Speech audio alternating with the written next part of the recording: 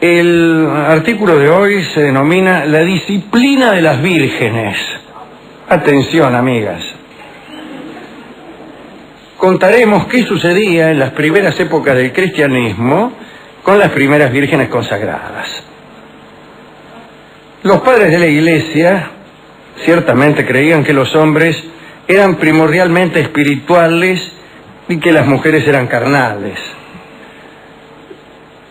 No han sido los únicos en creerlo. Hasta no hace muy poco, pensadores ilustres como don José Ortega y Gasset decían cosas como esta, que no digo que estén mal, digo que comparten la visión de los padres de la Iglesia. Lo que decía, y es muy atrayente, don Ortega, es esto. Hay en la mujer, aún en el acto más espiritual de la mujer, hay algo de carnal. Y en el acto más carnal del hombre hay algo de espiritualidad. Ortega decía que el hombre tenía el centro vital de su persona en el pensamiento y la mujer en las entrañas.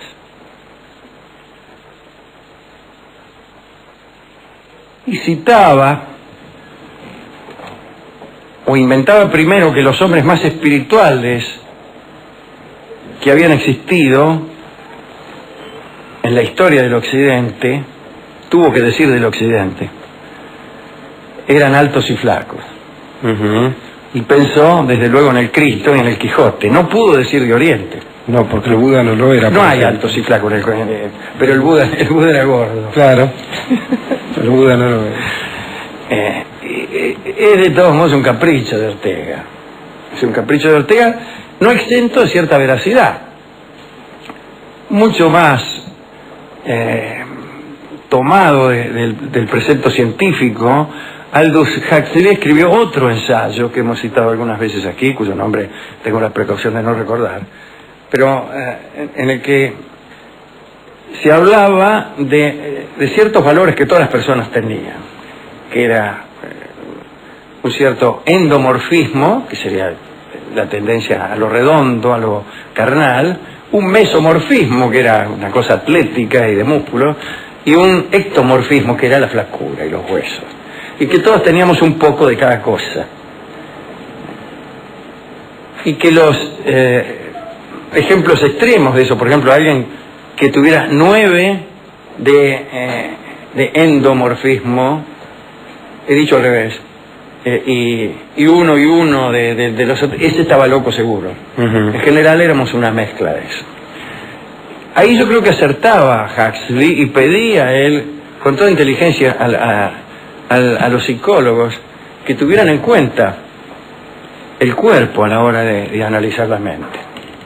Y yo creo ahí que hay ciertamente una relación entre un cuerpo enjuto y unas formas.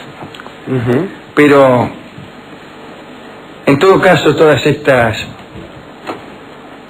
estos pensares modernos y aún posmodernos no implicaban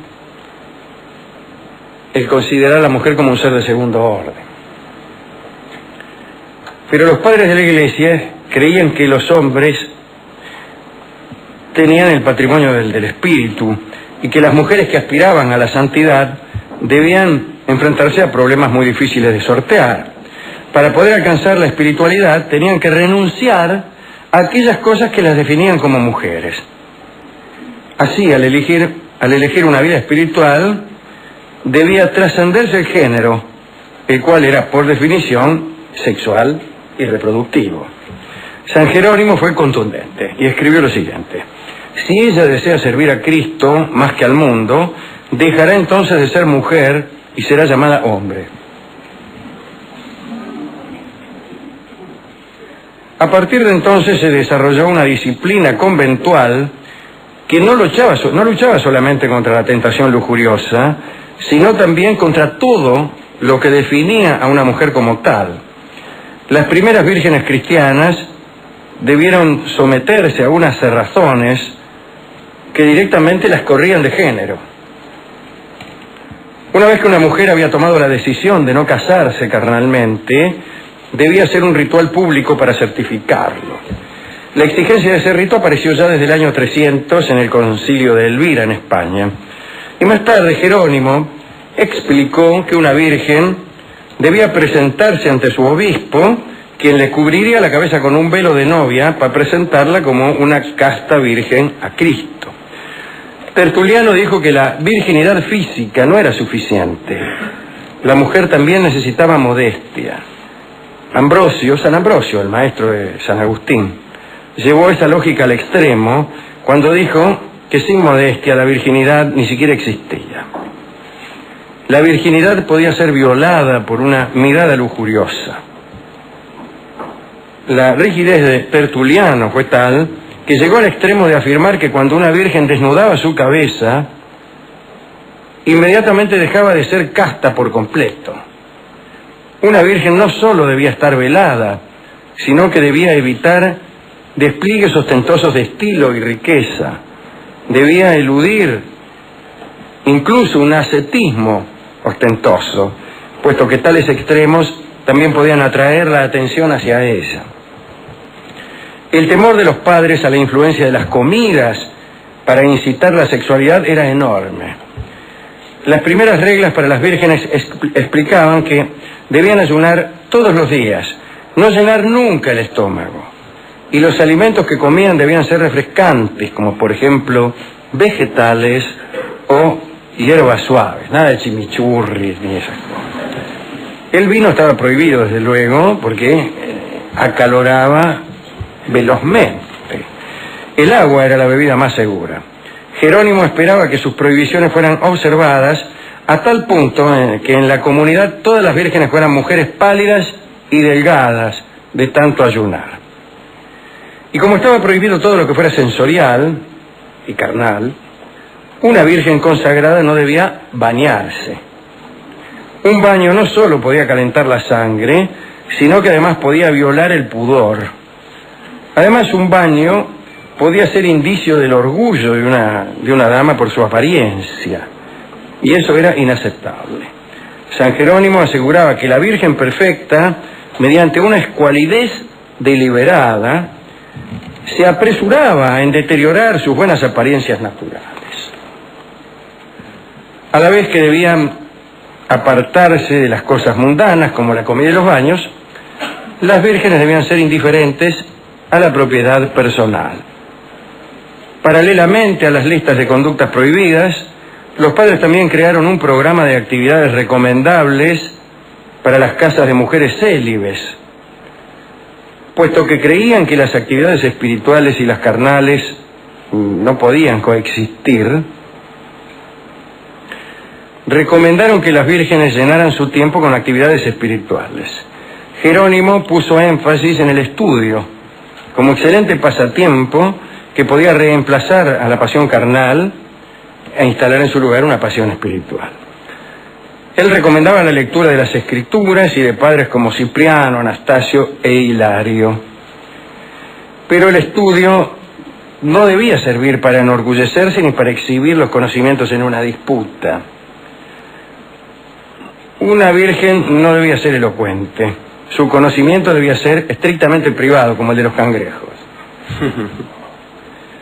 Además de estudiar, una virgen debía rezar con frecuencia, desde luego. Jerónimo recomendó un ciclo diario de oraciones a las 3, a las 6, a las 9 de la mañana y al atardecer y a la medianoche.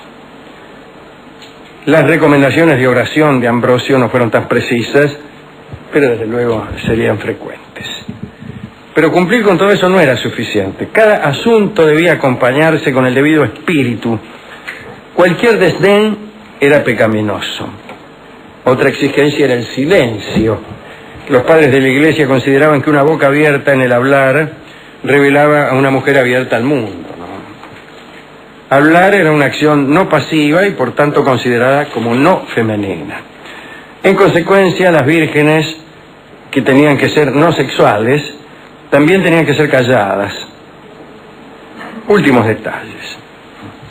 Si observaba todas estas reglas, una virgen podía tener la esperanza de realizar una vida espiritual. Pero aún así, esa realización no estaba garantizada.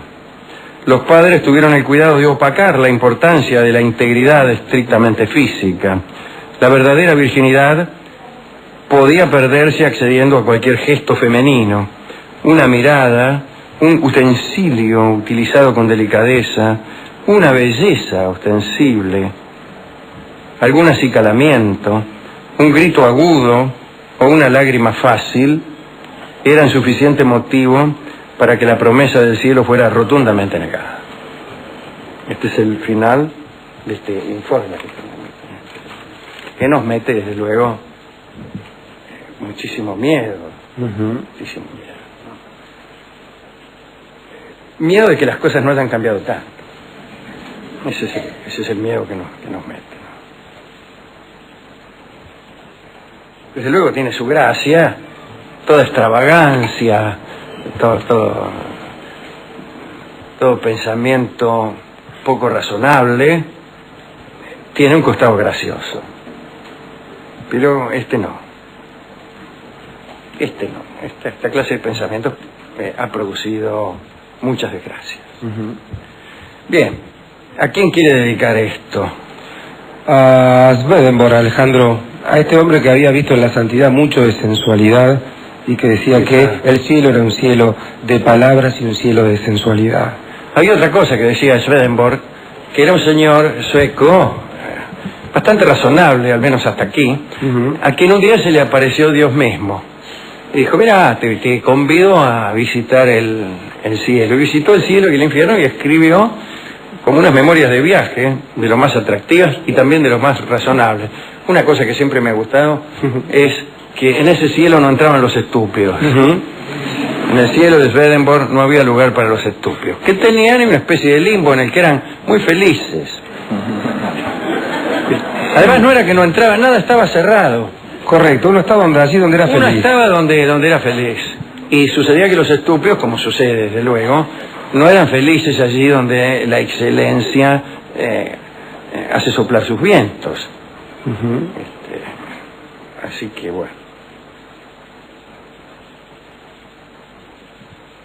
Está bien, está bien elegido para dedicarle esto. O los griegos, gente que ha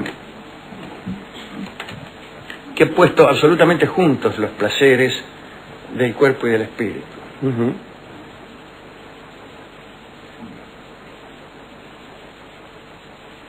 No sé, porque Platón fue el primero que estableció esta división.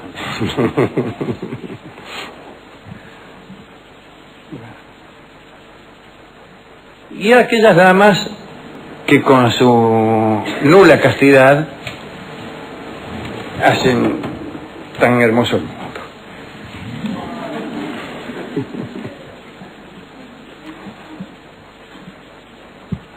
Oiremos un vals en la voz de Carlos Gardel que se llama La Virgen del Perdón. Adelante.